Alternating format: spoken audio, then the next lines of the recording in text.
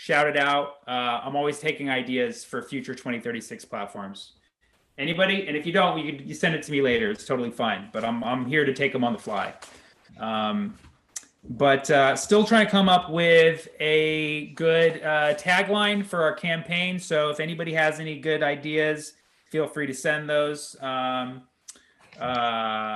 been coming up with a few. One is my family's from Lebanon, not QAnon. Sammy Obeid, the vaccine for stupid. I did the math and we're all fucked, so why not me? And then lastly, trying to figure out the best way to word this one, but you know, we politicians have such a bad rap, right? So like so many former presidents betrayed, right? But this one obeyed. Okay, come on now.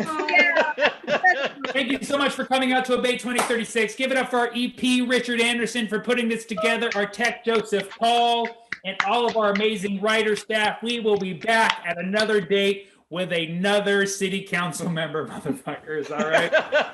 Thank you so much, and have a fantastic evening. Let's hang out, huh? Butcher game, butcher game, butcher game, butcher game.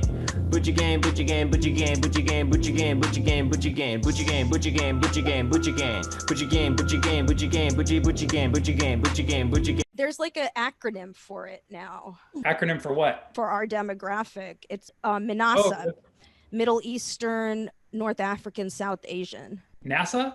What would you say? No, that's where we work. That's where we work. Welcome to Some Happy Hour. And now here's your host, Demi Obey. Yes, I'm here. Yes, I am. How we doing, everybody? Woo. I am wearing a, what do you call this? A V-neck? Yeah, douchebag clothes. I don't know. So there was once a hole here, and my grandma sewed this for me. Aww. She sewed a little S.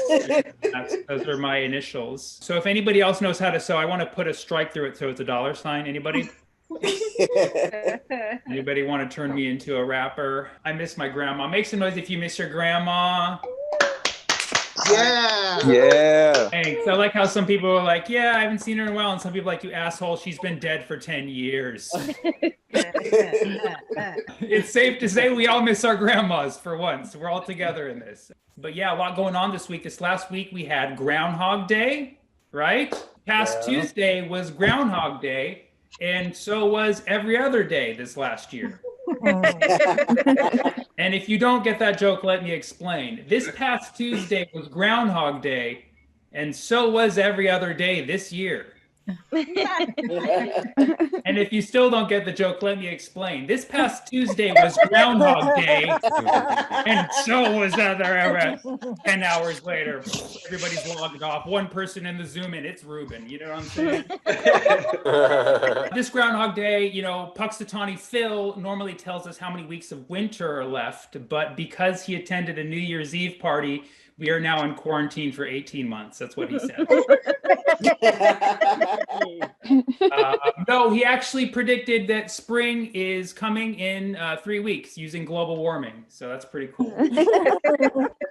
Big event this week. The government of Myanmar has been overthrown in a successful coup.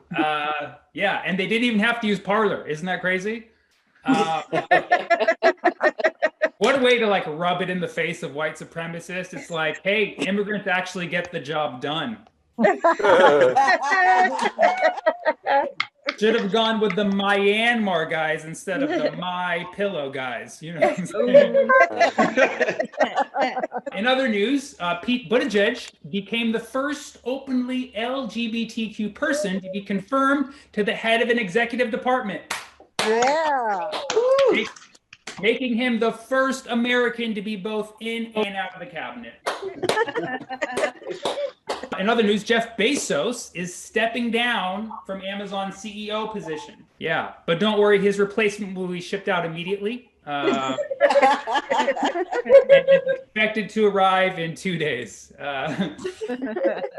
Meanwhile, Bezos will be gently returned to Kohl's near you. That was for the 3 people who've done that before. Thank you so much. Right now, aware of your power. You can return Amazon stuff at Kohl's. They're everywhere. This week in Hollywood, an influencer was charged for turning the Hollywood sign into saying Holly boob.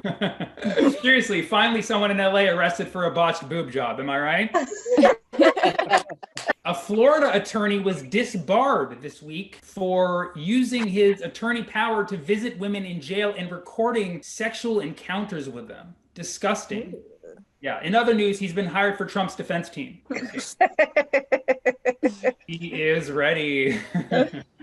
Trump jokes still going to be hot till 2023, baby. I'm telling you. This is a big story that seemed to miss the mainstream in hip hop news. Lil Uzi Vert, that's a rapper for those of you who are over 20. Rapper Lil Uzi Vert got a $24 million diamond forehead piercing. What?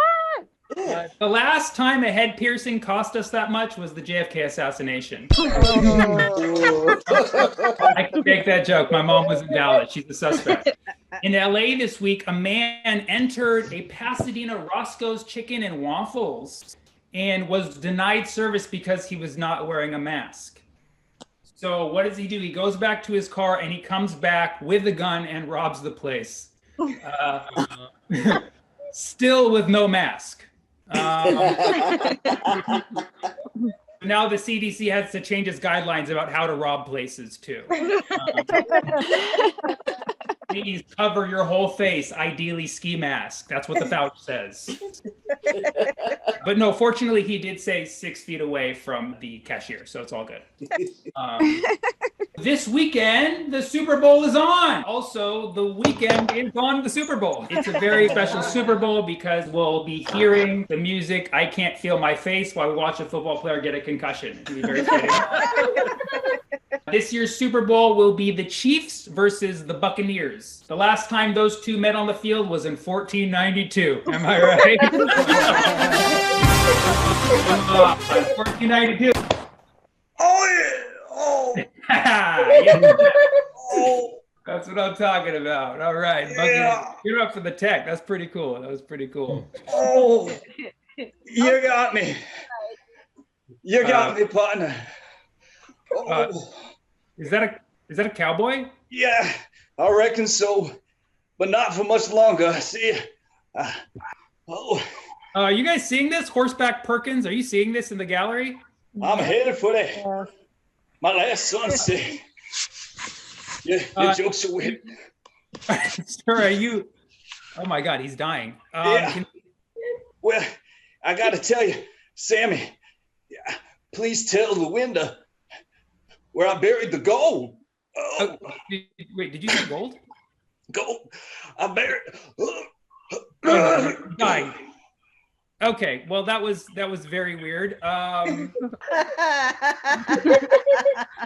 So, anyways, if you're attending our show, you know, you're dressed as a cowboy. Oh my God! Sammy. Yeah. The gold. I see a field. Little doggies running everywhere. Sir, these were just air guns. It was part of a bit. That's all. I didn't. I'm very hit. The gold. There's a hanging tree by the Rio Grande. That's really far from here. I honestly, I haven't been driving lately. You gotta tell Luinda, Sammy. I don't know Luinda, and I don't see a screen name on here that even starts with an L. She's got skin soft as porcelain and nipples like bullets. That's kind of an archaic reference. I honestly can't relate to that at all. Oh my God, he's dead. He's dead. He's. Oh, shit. Can somebody know first aid? Anybody know like Zoom first aid or something? Like Zoom mouth. Oh my God, he's back. He's back. Sammy! Yes. The gold. You gotta find the gold. Where's the gold? I buried it. Okay. Okay, where do we find the gold? It's here, Sammy. It's always been here. Okay, this is bullshit. Can somebody mute him? Can somebody just? All right. Well, I guess this is the right time to say mute your cell phones and be in a quiet place, please. Ideally, not the Wild Wild West. But while we're at it, give it up for Horseback Perkins for riding out to the show all the way from the Rio Grande. And just remember, we don't need your donations because the gold is right here. He said it. All right? So just keep that in mind. Are you guys ready to have a good show tonight? Okay. I'm really excited to bring on our guest. She's a good friend of mine. You've seen her on FX's Snowfall, on Dear White People, on Netflix, and How to Get Away with Murder on ABC. Let's give it up for our dearest friend, Fizza Dosani! Yeah. Yeah. I didn't realize I was muted and had my video off, but I'm back. Welcome back. I have a foot massage. You have a foot massage appointment right now? You're muted again. Oh, she's muted. Let's unmute her. Okay, I'm back. Can you guys hear me? Hell yeah. Yeah, I have a little electronic massage thing, and I just have it under the desk, and I'm chilling. Fizz is so good at time management. She was like, I have a show at 6:30, but I also have a foot appointment. How do I do both at the same time? I figured it out, and it's a success. Yeah, well, you look super chill. You look like you're having more fun than all of us. I mean, I'm having fun. I can't speak for anyone else. Everybody, if you can, get somebody who's in your house or apartment who's not going to watch the show tonight to rub your feet so we can all get on Fizz's level. Get on my level. Live your best life. That's all I'm saying. I'm going to do my best right now. I'm going to use my left foot to rub my right, and then they're going to switch off. That's what I'm going to do. Fizza, thank you so much for joining us tonight. Thank you so much for having me. How many shows did you have to cancel to do this one? All of them. I can't. You think I count them? I can't count them. I do. I'm doing Clubhouse now. You're a Droid user, right? I don't want to put you. Yeah, I am. You can't. So you can't use Clubhouse on the iPhone, or you can only use it on the iPhone. Is that the case? At the moment. Okay. Yeah, because my cousin texted me. He's like, "Hey man, you got to get on Clubhouse," and I was like, "Okay, I'll check it out." He's like, "Do you have an iPhone?" And I was like, "No," and then he stopped responding. He cut you off, man. I mean, I'm more open-minded, so if I see a green text bubble, I'll still engage. But some people, they need a blue text bubble. Right. But iPhone users know. Android users are feeling left out as usual. Well, I finally just updated my Android software, and we can finally see when people read our messages or not. So we're now at least kind of on the same playing field. Yeah, we're welcome. Yeah. Welcome to 2019, motherfuckers. That's right. So Fizza, you're from Florida. Do you want to apologize to all of us now or later? Or... You know what? It's not an excuse, Sammy. It's an explanation. I'm from Florida. It's whatever I do. It's what I do. I'm just hoping not to get arrested or reported or deported tonight. So, I'm just doing the best I can. Is your family still in Florida? Yeah, most of them. Or actually all of my nuclear family's in Florida again. Oh, wow. Yeah. And do you go visit them for anything? I mean, reluctantly. More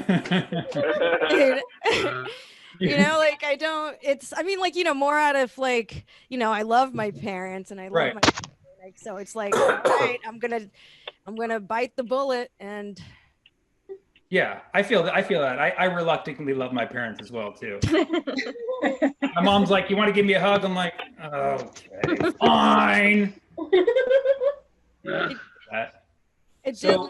Oh, sorry. Go ahead. Oh no! This is your show. I'm just I'm getting ambushed by cowboys. Honestly, nobody respects me here.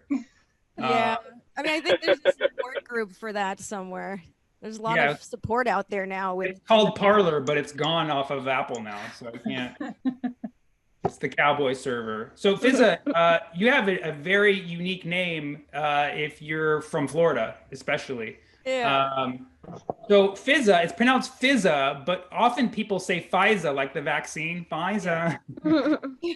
FISA, FISA. I get FISA a lot. It's not FISA. It's actually so like if people like in Florida, people would think my name is a nickname because it's unusual. Like they wouldn't. It's weird that they wouldn't assume it was an ethnic name, but maybe because it sounds like the RZA or the Jizza. I'm not in the Wu-Tang Clan. I'm not in the Wu-Tang Clan. I just need to establish that up front. Please don't ask me. Everyone always asks me that when I correct the pronunciation. You know, I'm and it's spelt weird too. My name is spelled. It's not spelled FZA. It's spelled FIZAA. There's 2 A's, but it's not pronounced Fizza. It's just pronounced Fizza. One of the A's is silent. I don't know which one. I don't know which one. Maybe they take turns, you know? Yeah, that's what I like about your name. And this is true of like a lot of like brown people names, Middle Eastern, Indian, Pakistani. It's like the Z in your name carries a lot of weight. You know what I mean? Yeah. But the A's are just like, they're like really small A's. You know what I mean? Yeah. Yeah. You know, actually, you know why my mom added the extra A was because when I was born, I think the doctor called me Fiza because then they originally had it spelled F-I-Z-A.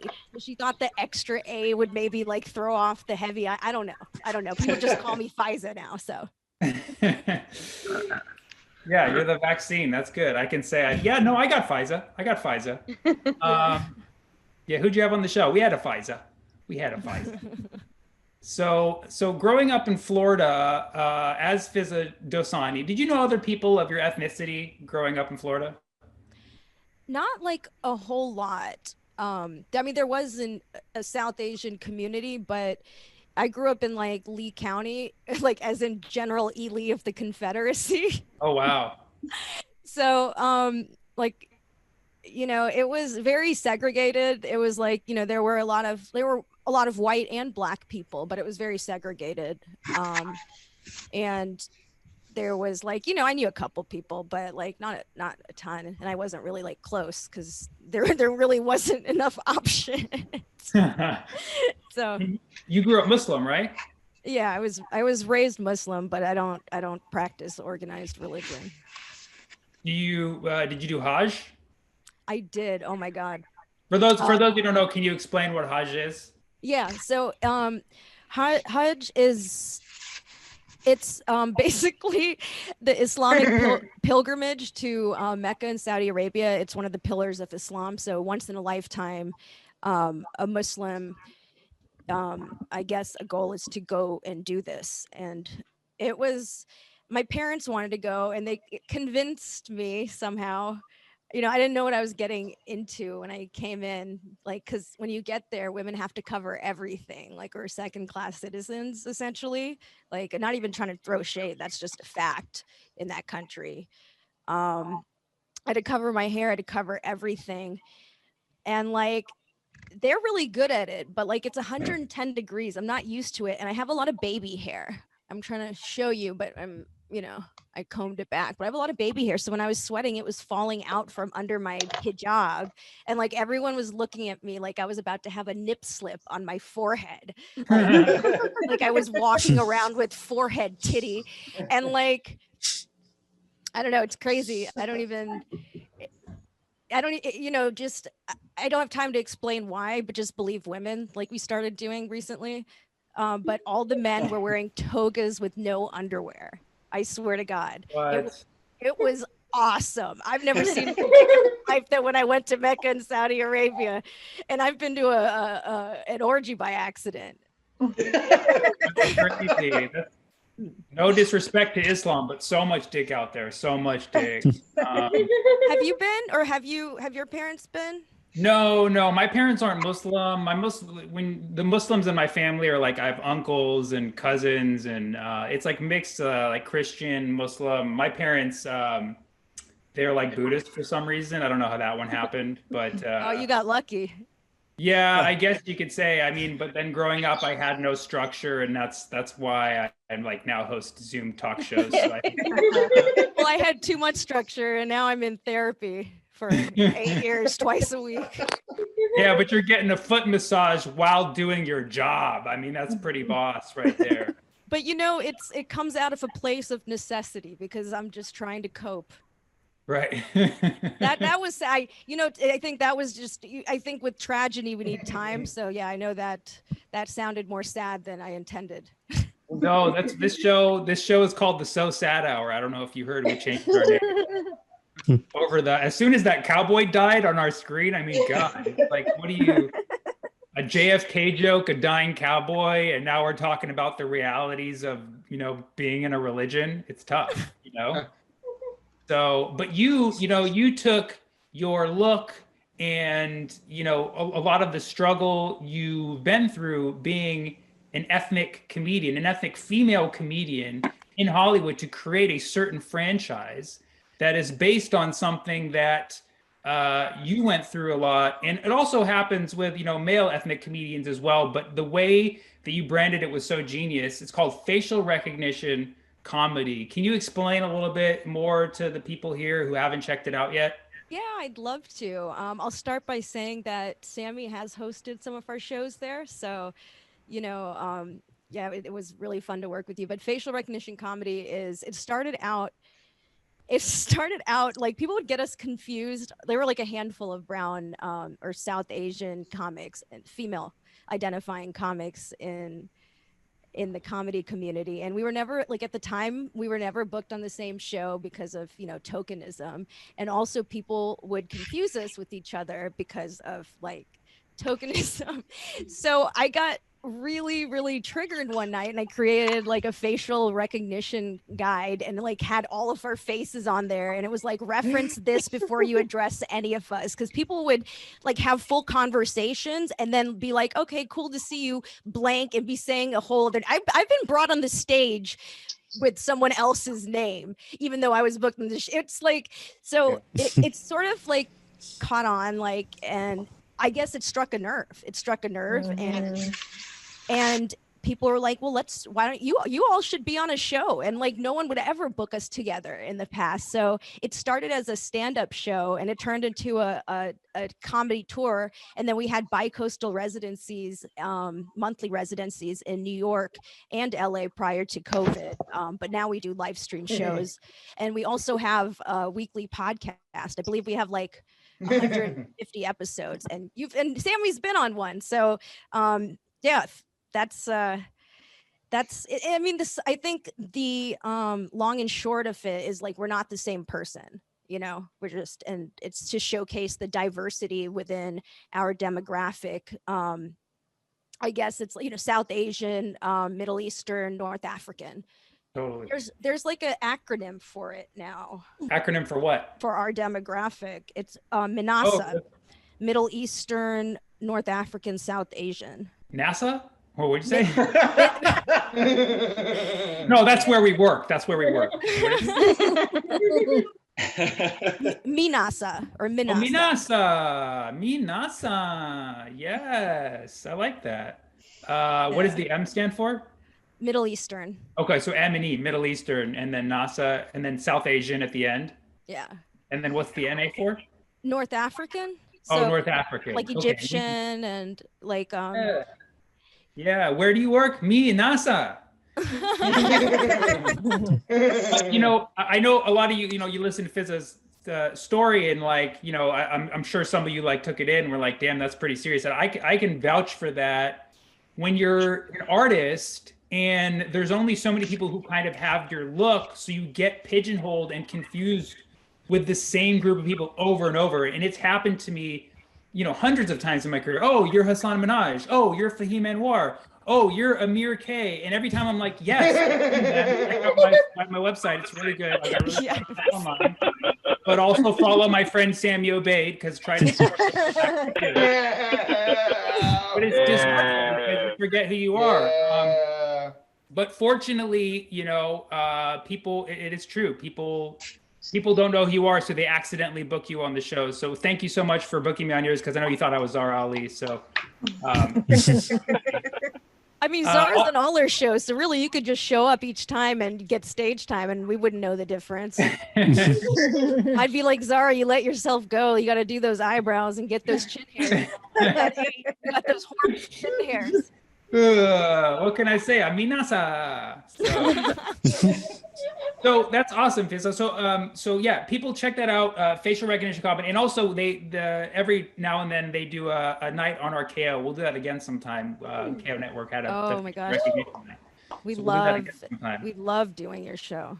Yeah, my pleasure. Fizzo was one of the first people who did the show for one of the first weekends. So thank you so much for braving it out. I didn't know that she was so happy because she had her feet being rubbed at the time, but I thought she was just happy to be on the show. That's fine. That's fine. So let's play a game, Fizza. This game is called Snubbed. And Fizza, I understand that you are an actress and you've been acting for many years, and you've had a lot of roles in a lot of different shows. Now, we're going to examine some of those roles, and some of these characters maybe didn't get the storyline that they deserved. So we're going to watch a little clip, and then we're going to do some character analysis and really give the characters the full explanation and storyline they deserve. This is hilarious. Yeah. So this first one is the serious intern in How to Get Away with Murder. Tournament style fight to the death. You'll each go head to head, facing off for your knowledge of everything CNG related until we're down to the final four. That it? Oh, sorry. Can we watch that one more time? It just went by so fast. It's possible. Oh no, it's gone. It's lost. It was an ephemeral moment. I gotta see this. I gotta see this. Each go head to head, facing off for your knowledge of every. Boom! Look at that. Full head shot. So I actually have a couple. So what happened was my line is in there, but they cut the shot of me saying it. They used the line, and then they have another cutaway in there of me reacting to something that one of the lawyers said. But yeah, it's small. What was the line? It was one of the. It was I don't remember. Something legal, some legal jargon. It was a bunch of legal jargon, so I had to decode. I had to Google everything, so I knew what the fuck I was saying. Oh, really? Okay. Yeah. So you were making a very serious face there. What was your thought? Can we watch it one more time and just see your?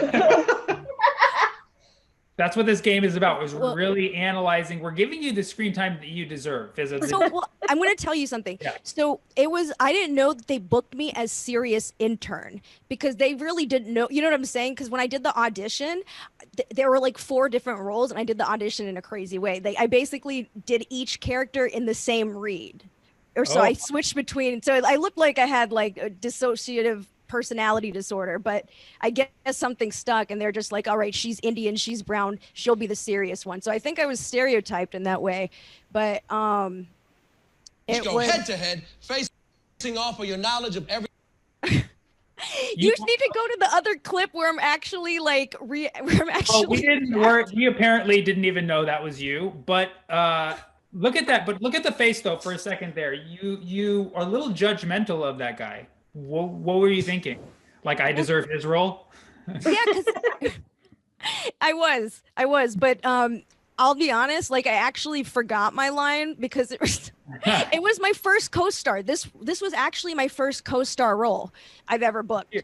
So I was like completely like, hadn't been on a TV set in that capacity. Well, that's huge. That's more co-stars than I've ever booked, Fizza. So congratulations. So that was Serious Intern. The next one, you were in Netflix's Dear White People, right? Oh yeah, this one's This one's a long 20 seconds. Your role was culinary student. Yeah, they didn't start giving me names. I didn't give. That was a.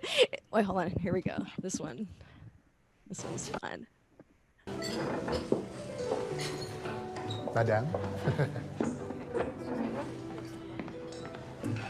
Kumamoto oyster with passion fruit ice and so. You're just. Whoa. Thank you. I used to throw this stuff away until students. Kumamoto oyster with passion fruit ice and Okay, Szechuan okay. vinaigrette. Stop. Well, where is a Kumamoto oyster from? I used to throw this stuff away. Well, I'm not actually a chef, so I just read the lines. You didn't even look it up. You didn't want to know where Kumamoto. I did. These are like, this is a few years ago, some of these clips. So it's like, but yeah, I mean, I think I did. I mean, like, you don't want to go on set and be that person with like the one line that forgets the line, because I've been that person. And yeah, so I know I did like, I don't remember though, honestly, but you know what? That character had like, there was something there. There was some personality in that character. Like, there was confidence. You believed in that Kumamoto oyster. Can we see it one more time? The dude asking for the Kumamoto oyster, like I was, you know what I'm saying? Like I was with his plan. He was trying to take her out, and I was like, you know what? I'll hook you up. Come to culinary part of the school. I'll give you some gourmet shit that I made, and you're gonna impress this girl, and maybe you guys will, you know, get together and break up in a tragic, awful, painful way a couple months later because of emotional availability. I don't know. You could say you literally were the reason that everything happened in this whole episode. Yes. Thank you for seeing that. Thank you for seeing that. That's what this whole snub game is about. It's going depth into these characters that didn't get the credit they deserve. Play it one more time. Kumamoto oyster with passion fruit ice and Szechuan vinaigrette. You gave him the eye. You gave him the eye like, boom, we're in on this. You see that? That is Wait, there's a acting nod right too. there. There's going to be a little nod. Oh, you these are choices, people. These are choices. You don't just read a line. You got to live in the moment. She likes it. She likes it. Where was the nod? Did we mention it? Thank you. Oh, boom! Look at that! Damn! That is acting. And look at that smile. Look at that smile. She's like, yeah, you like that oyster, don't you? Kumamoto, motherfucker. It's funny because like for these roles, they give like a trailer because I guess SAG is like, you know, co-stars get, so it's it's trippy because it's like you get a trailer, there's all this stuff, and then you go and like do your line, which can take like, you know, shooting a scene getting all the coverage can take a long time. Now, were all those other culinary people in the background, were they like jealous that you got the line? I mean, probably. All right, we have one more. Are y'all familiar with the Childish Gambino? Yeah. Oh my God, that's a blast from the past. He had an amazing music video called Sober, and guess who played worker number one? It's a Dosani.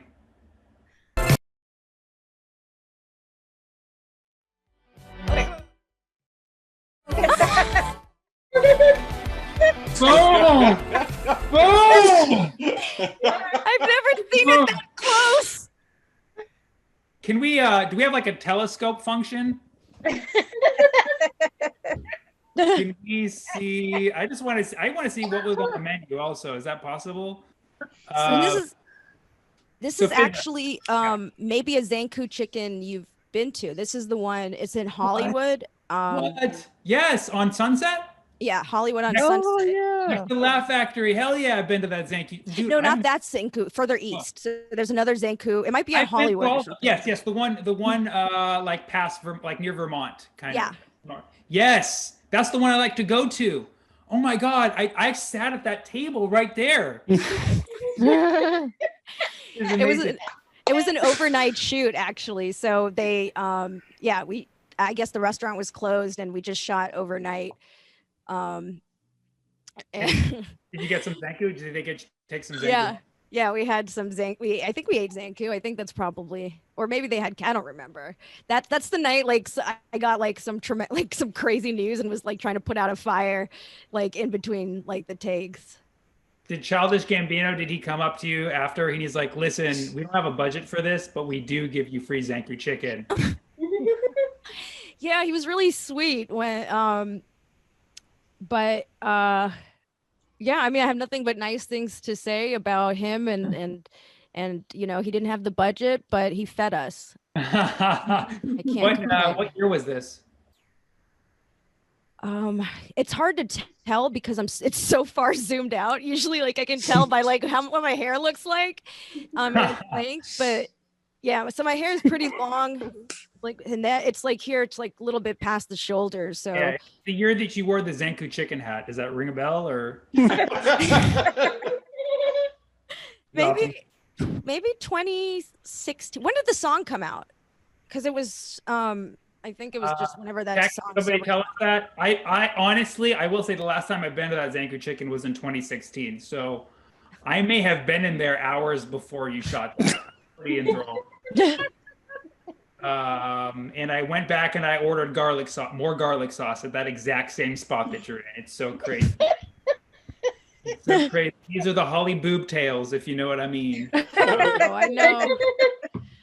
The garlic sauce is clutch. So clutch, right? 2015. Okay, 2015. There it is, Fizza. So any advice to aspiring actors like myself on how to book these roles? Kiss a lot of ass. No, I'm just no, it's through, I'd say like I have an agent, so that's how I sort of got into the door for casting. So it's like I did stand up first. Acting is something that came later, and then I had to take acting classes because I was like, shit, I got to learn how to act because it is very much a different skill set. But I'd say like, you know, once you get in the door and you are like, if you're up for a co-star, those small roles are sometimes the hardest to book because you have to bring a lot to it. Like you have to add those moments in there that are not necessarily written in there because your function in the scene is to serve the scene, the story, you know, not to be the center of the scene. It's like very like supporting. So just add something, bring something to the table, and stand out a little in the audition. A little, but not a lot, is what you're saying. Because if it depends. Try to make too much of a big scene, it's like you're trying to steal the show. Yeah. If you look, yeah, exactly. That's awesome. I've gone out for like hundreds of those things. I've never booked a single one. So it's so crazy how like competitive it is for like those little things. Like I would have never known that like before I was in the industry. Like they're really like people really have to work and pay their dues, and like just to even get to that, it took years to even get to a point to do co-star roles. Right. And it's like, you know, something that like I'd see on TV and be like, oh, whatever, like that's, you know, but that's like something that casting directors will actually go out and audition people for and try to find the right fit. Like people are like a lot of like network shows, film, or I pulled a muscle. They're very like detail oriented. So, you know, they really do like the casting directors take even like co-star bookings pretty seriously in terms of like considering talent. Right. Well, but you it's like, yeah. You What was worked your way that? up. Now you booked a co-star, and you know I know you're doing a bunch of other things, and now you're getting a foot massage on a show which you can put on your IMDb as lead role. So happy hour. Fizza, thank you so much for joining us and talking shop. This has been so much fun. Where can people find you? What's coming up? What can we check out your stuff? Oh my goodness. So there's a lot coming up. I just joined Clubhouse. So if anyone's on there, I've been on it constantly. So if you want to like shoot the shit, please look me up on there and jump in a room. I'm at Fizza Dasani on all platforms. Instagram is the best place to like hit me up, and I'm gonna put that in the chat. So yeah, stay in touch. We have a facial recognition comedy show coming up the last Friday of this month at 7 p.m. PST, 10 p.m. EST. It's a live stream show. Those tickets are only $5.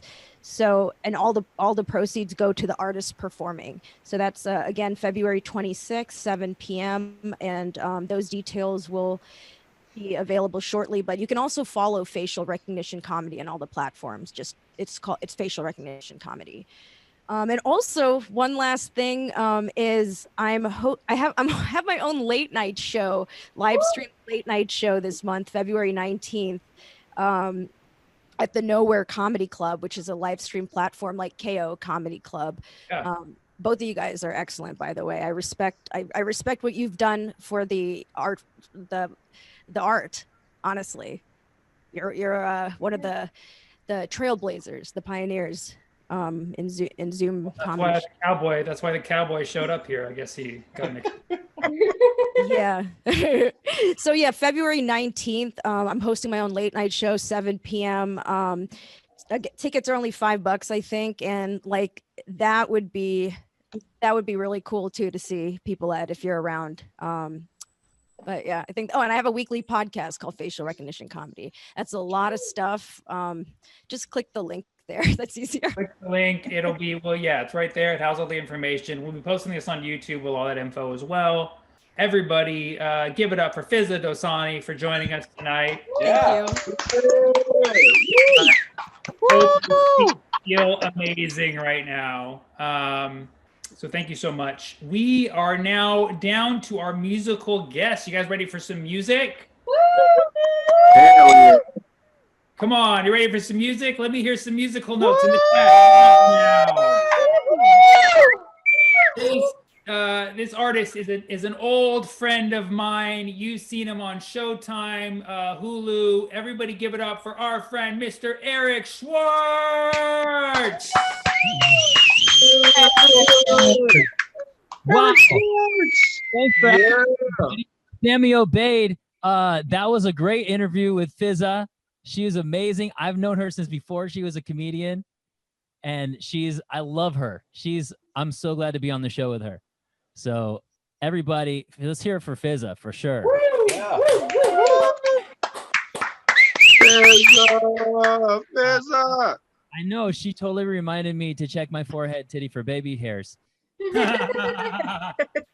Oh shit, I like took all my lighting and stuff down when I was done. But yeah, so I've known Eric for years. I met him when I just moved to LA before I started doing comedy here, and I had a blonde mullet, so I'm just glad he was nice to me. Oh, I love your style. That's one thing I always say to you is your style is the best, right? Thanks, man. I appreciate you. I do. It's so good to see you tonight. You too. Crazy. I didn't even know you guys like off the Zoom and you know what I mean. So yeah. Okay. Yeah, we'll kick it. All right, cool. Okay, Sammy. Last time you had me on the show, I failed you. I tried to do my song. I tried to do my song about the stimulus check. Who's gotten their stimulus check so far? Many of you. It's not many. Okay, so see, people are waiting for it. So I made an anthem called "Give Me My Stimmy." I tried to perform it on Sammy's show, and I had just written it that day, and I didn't know the words, and I couldn't do it.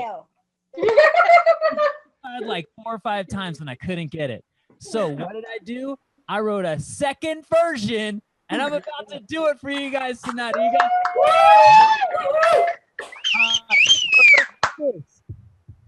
Give me my stimmy. Give me my stimmy. Y'all taking your time. Give me my stimmy. Give me my stimmy. Aye. Give me my stimmy. Oh, I lost a year of my life. How you late with the stimmy? When I dropped part 1, got my stimmy the next day. Didn't hesitate to spend it because I got mad bills to pay. Every last cent went to go and pay my rent. Not for the whole place, just for the room I'm in. Another committee gonna give another stimmy and increase the money all the way up to 2 G's. But I'm gonna need you to find $780 more in it for me. If I'm late with my tax, y'all charge me the max, cause that is a rule that's written. So why do you laugh when I ask for a bet? Give me my stimmy with interest, give me my stimmy. I'm bet you won't go broke. Give me my stimmy. Give me my stimmy. Aye. Give me my stimmy. Ha! It's gonna go right back to you anyway when I pay my taxes. So let me hold my for a little bit. Come on, government. You're still coming out ahead. That's Give Me My Stimmy Part 2, y'all. Yes. Damn. All right, Kara was there the last time, and she said, "You're gonna do Give Me My Stimmy tonight?" I got you, Kara. Kara, did I deliver more than you expected? Yes, you did. I'm about to go 2 extra miles, Kara, because you know what's coming up. Everybody knows what's coming up in like a week or so. Valentine's Day. May or may not have a Valentine's Day, but you know what we all have within us? That deal breaker. That one thing that if somebody does it, you're like, they're out of my life.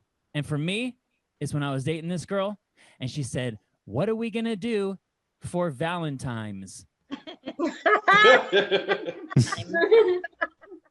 I'm like, you're over 17 years old. You should not have to say Valentine's anymore. I mean, she was way over 17. I'm not saying I'm going there. I'm saying you cannot be allowed to say it after you're 17 years old. That's when if you're 18, you have to learn how to say it correctly, Valentine's. So that's what inspired this song, and it's called Valentine's. Hit it. You're so fine, but this is where I draw the line. Don't you know there is no time to be your Valentine? Girl, you gotta say it right. You are a perfect 10. You're a 10. No longer pretend. But I just can't use an M for N when you say Valentine. Somebody call the grammar police. She's committed a crime. There's no such thing as a Valentine. I love you, girl. I don't mean to scold you. Just saying what everyone's thinking but never told you. You do it all the time and I never say jack. But this one's the straw that broke the camel's back. Like when you asked to cook me breakfast, I just let it slide, 'cause I believe in you inside. But when you said you studied in the library, oh no, I thought it was a pie, like blueberry or cherry. I know you got a big heart. You got all the right features, but I can't bring you home to my parents. Girl, they're both teachers.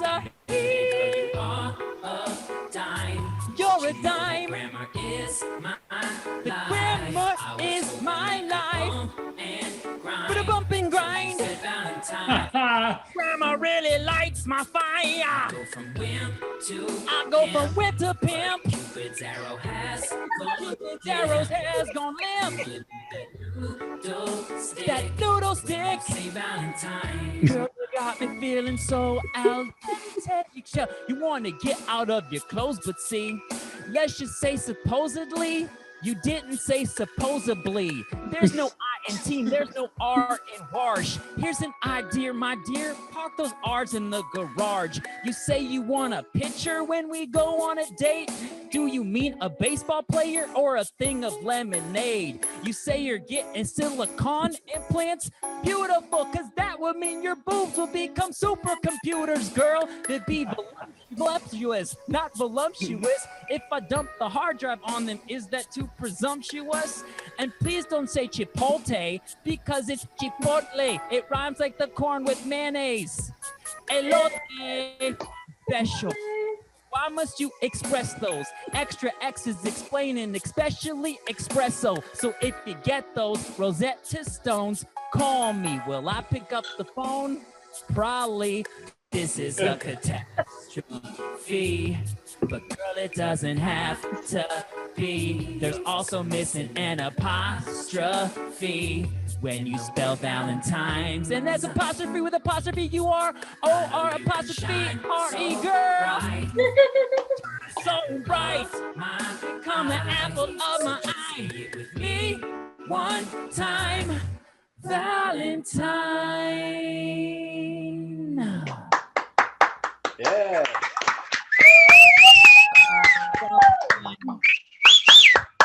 Valentine's Day Grammargram. And that's my 2 songs. Thank you guys so much. Yeah, give it up for Eric Schwartz, everybody. That was amazing. Music videos for both of those songs, and you can find them. Look up Valentine and Give Me My Stimmy. I have part 1 and part 2. So Amazing. All right. Look those up on your socials, on your YouTube. yeah, YouTube. I think but all my socials probably should have them. Yeah. Yeah, New Year's Eve we had Eric, and the Stimmy song was fresh. He just came out. I had just that day written it, and I'm like, I'm doing it. I don't care. New year, new me. And then that new me was not the one I wanted it to be. I thought it was great. We did it 3 times. I liked it.